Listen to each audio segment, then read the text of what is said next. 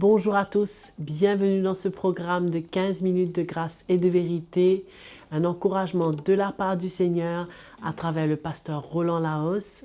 Sans plus tarder, nous allons adorer le Seigneur, le louer, le célébrer dans nos maisons, là où nous sommes, et nous avons le privilège de pouvoir le glorifier. Alléluia, c'est la journée que l'Éternel a faite.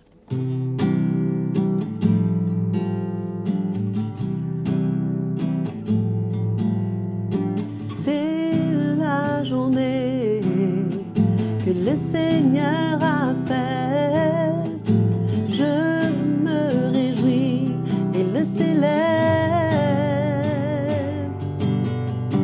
C'est la journée que le Seigneur a faite, je me réjouis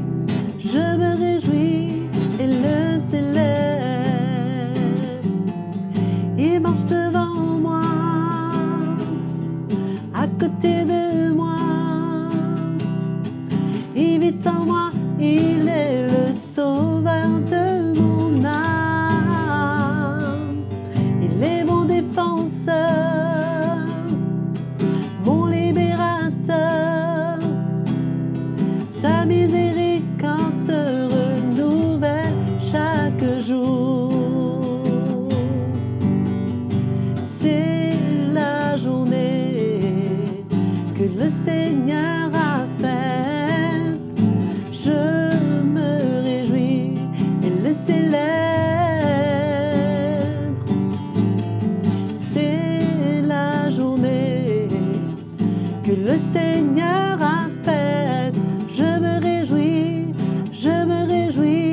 et le célèbre, et le célèbre, et le célèbre. Merveilleux Jésus, merci pour cette journée que tu nous donnes, Seigneur, et nos cœurs sont plus que jamais prêts pour entendre ta parole.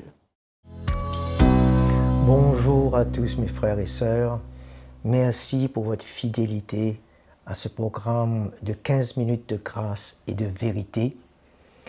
Et Joël, nous te remercions beaucoup pour ton chant, et chaque chant de louange bénit nos cœurs. Et nous rendrons gloire au Seigneur. Et ce matin, nous allons continuer dans la série de la vie et du comportement du croyant.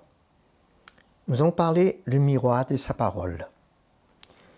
Commençons à lire dans 1 Corinthiens, chapitre 13 avant tout, et le verset 12. Aujourd'hui, nous voyons au moyen d'un miroir d'une manière confuse, mais alors nous verrons face à face. Aujourd'hui, je connais partiellement, mais alors je connaîtrai comme j'ai été connu, comme Dieu m'a vu. En d'autres mots, je ne vois pas toutes choses, je ne comprends pas toutes choses aujourd'hui. Même dans la parole, quelquefois, quand je lis des choses, il y a des mystères que le Seigneur permet à comprendre à un certain niveau, mais je ne peux pas sonder toute la profondeur. Je connais partiellement. Et je ne connaîtrai pas aussi dans le futur, parce que ça restera un mystère pour bien des choses. Mais, par exemple, il y aura des mystères qui ont été mystères jusqu'à l'heure, mais qui seront révélés dans les jours qui viennent, parce que ce sont des prophéties, et que, par exemple, sur la fin des temps, mais le Seigneur va révéler ces choses. Mais à part de cela, les autres mystères que Dieu ne veut pas qu'on voie complètement, ne nous attardons pas là-dessus.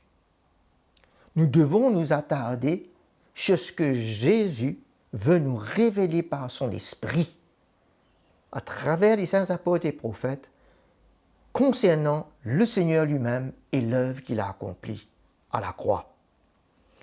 Et nous rendons grâce au Seigneur de pouvoir voir clair aujourd'hui. Nous bénissons le Seigneur pour les dons et les ministères, l'onction qui demeure au milieu de nous dans l'Église pour nous révéler ces choses clairement à notre cœur. Et nous lisons dans Jacques chapitre 1er,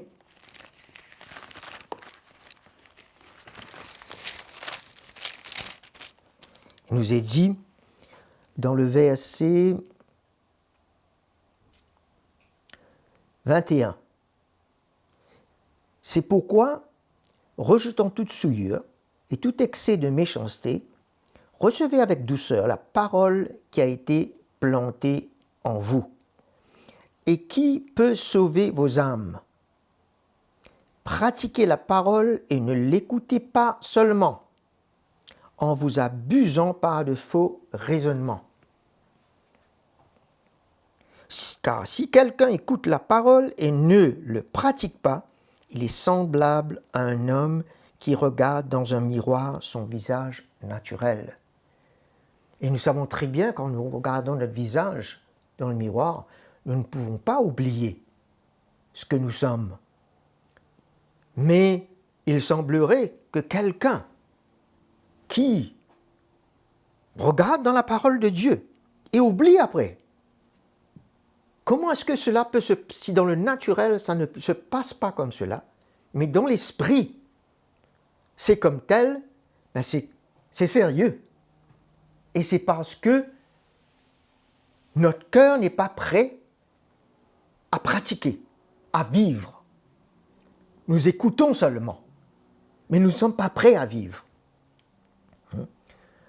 Parce que le miroir de la parole de Dieu est là pour premièrement refléter ce que Jésus est. Ce qu'il a accompli pour nous à la croix.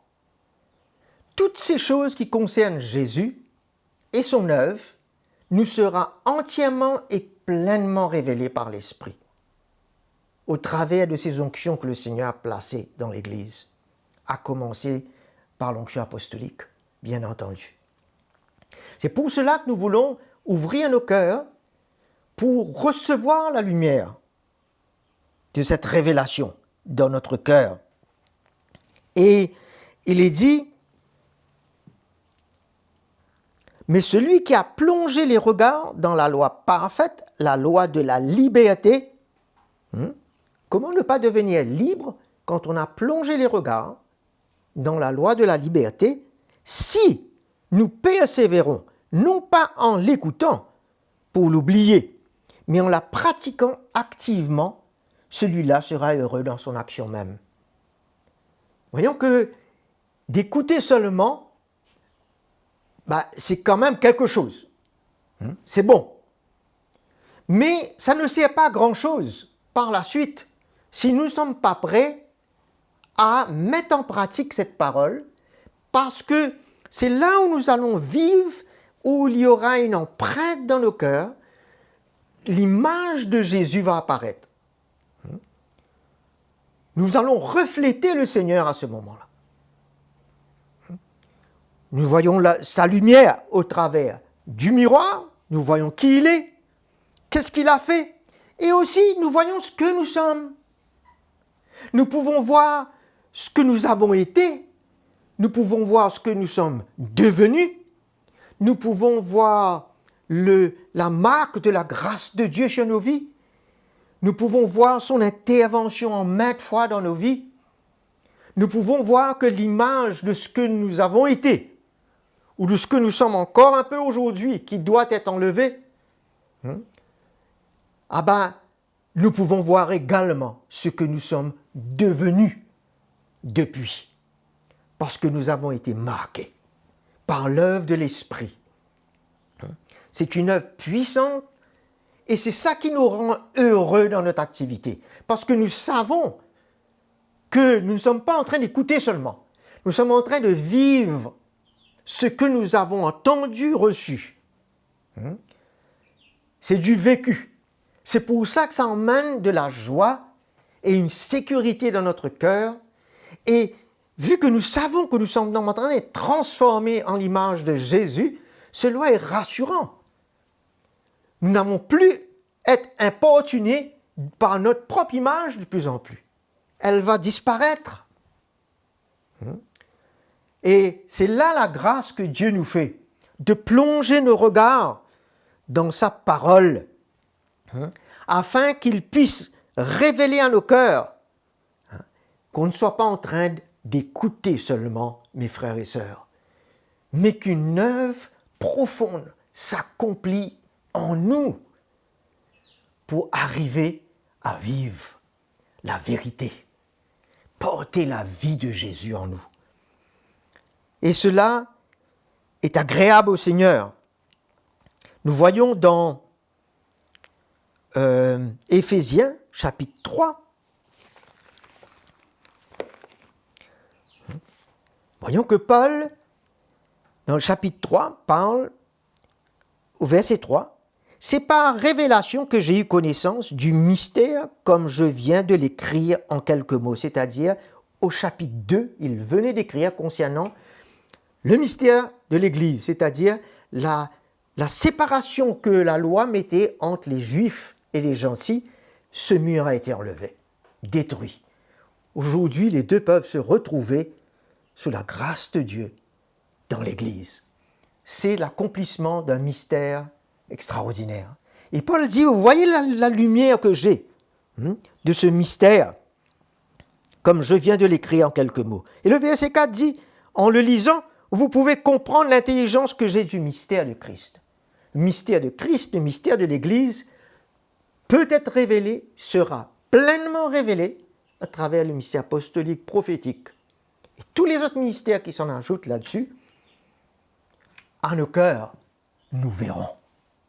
Et c'est ça qui va inciter nos cœurs à vouloir plonger nos regards davantage, pour voir encore plus clair, afin que mystère ne soit plus mystère, mais que on voie clair du plan de Dieu pour notre vie personnelle, pour l'Église, pour nous tous ensemble. Qu'est-ce que nous devons vivre ensemble? Plus de mystère, frères et sœurs. Nous ne nous voyons pas comme d'une manière confuse, comme nous avons lu dans 1 Corinthiens 13, partiellement. Nous pouvons maintenant voir pleinement et avoir la pensée de Jésus-Christ, de voir pleinement son plan, sa volonté pour nous et pour l'Église. Comment nous retenir, non seulement de plonger les regards dans la loi parfaite, mais de vouloir la vivre et la mettre en pratique pleinement. 2 Corinthiens, le chapitre 3, verset 18, Paul nous dit, « Nous tous, dont le visage dévoilé, reflétons. » Maintenant, nous devenons l'image. Nous nous avons vu dans le miroir. Maintenant, nous devenons comme un miroir pour refléter la vie de Christ. Comme un miroir, nous reflétons la gloire du Seigneur. Parce que nous sommes transformés en la même image, de gloire en gloire, comme par le Seigneur, par son Esprit. Quelle grâce de la part du Seigneur! Alors nous voyons que tous les matins, ce n'est pas seulement nécessaire de nous voir dans un miroir naturel pour voir notre image naturelle, mais comment il est important chaque jour de pouvoir nous voir dans le miroir de la parole de Dieu. Et sa parole est comme une lampe à nos pieds et une lumière sur notre sentier. Que le Seigneur vous bénisse, mes frères et mes sœurs, et à bientôt. C'est merveilleux de pouvoir entendre l'Évangile, la parole de Dieu apportée par le pasteur Roland Laos dans ce programme de 15 minutes de grâce et de vérité. Nous vous invitons à vous abonner à notre chaîne YouTube CTMI et à pouvoir bénéficier de tout ce que le Seigneur a pour vous. Bien sûr, n'hésitez pas à nous écrire à l'adresse qui est affichée à l'écran si vous avez des commentaires ou des témoignages à nous donner. Jésus vous aime et nous nous revoyons très bientôt.